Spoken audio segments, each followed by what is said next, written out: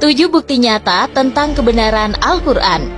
Bagi seorang muslim wajib hukumnya untuk percaya kepada Al-Quran. Al-Quran sendiri bukanlah kitab pengetahuan, namun di dalamnya mencakup semua sumber ilmu pengetahuan.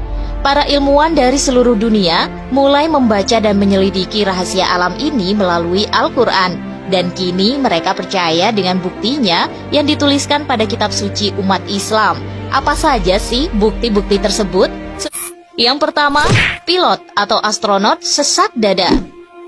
Ketika beberapa pilot ataupun astronot ditanya bagaimana perasaan dia ketika terbang atau menambah ketinggiannya, mereka akan menjawab mengalami sesak di bagian dada. Menurut ilmu pengetahuan, semakin tinggi seseorang terbang, semakin sedikit pula kadar oksigen yang akan didapatnya. Hal tersebut sebenarnya sudah dituliskan di Al-Quran melalui surat Al-An'am. Barang siapa yang Allah menghendaki akan memberikan kepadanya petunjuk, niscaya dia melapangkan dadanya untuk memeluk agama Islam.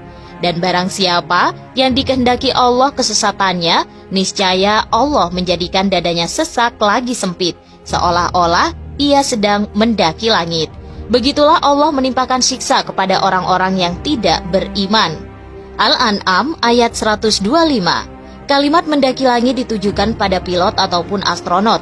Padahal pada zaman Nabi Muhammad belum ada teknologi untuk terbang. Yang kedua, pusat perasa itu adalah kulit.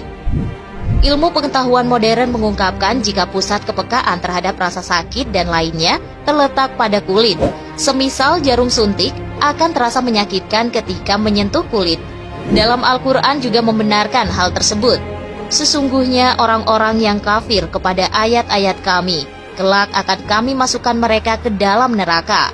Setiap kali kulit mereka hangus, kami ganti kulit mereka dengan kulit yang lain, supaya mereka merasakan azab. Sesungguhnya Allah Maha Perkasa lagi Maha Bijaksana. Quran Surat An-Nisa ayat 56. Yang ketiga, nebula atau teori Big Bang. Nebula yang dikenal dengan teori ledakan besar atau Big Bang adalah kumpulan 100 miliar galaksi yang berbentuk seperti bunga mawar. Teori ini ditemukan oleh George Lemaitre pada tahun 1927. Namun ternyata teori Big Bang sudah dituliskan terlebih dahulu di dalam Al-Quran.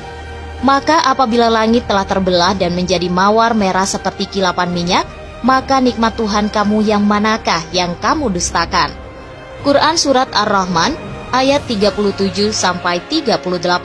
Benar-benar luar biasa ya Kak Al-Quran itu. Yang keempat, orbit. Dalam fisika, suatu orbit atau garis edar adalah jalur yang dilalui oleh objek di sekitar objek lainnya di dalam pengaruh dari gaya gravitasi. Seperti bintang, planet, dan bulan berputar pada sumbunya dalam sistemnya, dan alam semesta yang lebih besar bekerja secara teratur. Semuanya bergerak pada orbit tertentu. Di Al-Quran sudah tertuliskan sejak lama loh Kak. Dan dialah yang telah menciptakan malam dan siang, matahari dan bulan. Masing-masing dari keduanya itu beredar di dalam garis edarnya. Quran Surat Al-Anbiya ayat 33. Yang kelima, bumi dilindungi sebanyak 7 lapis. Bumi tempat kita berpijak dilindungi oleh 5 atmosfer yang bergantung pada suhu, yaitu lapisan troposfer, stratosfer, mesosfer, termosfer, ionosfer, eksosfer, dan magnetosfer. Sedangkan ionosfer adalah wilayah atmosfer yang terpengaruh oleh radiasi matahari. Lalu ada magnetosfer yang berada di lapisan luar ionosfer dan merupakan wilayah atmosfer yang dipengaruhi oleh medan magnetik. Semua sudah dituliskan di dalam Al-Quran. Allah lah yang menciptakan 7 langit, dan seperti itu pula bumi. Quran Surat At-Talaq ayat 12. Yang keenam, gunung mencegah gempa bumi. Dalam penelitian geologi disebutkan ternyata gunung dapat mencegah gempa bumi.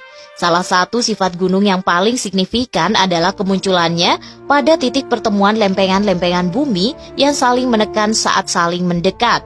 Dan gunung ini mengikat lempengan-lempengan tersebut. Di Al-Quran juga dituliskan tentang hal itu. Dia menciptakan langit tanpa tiang yang kamu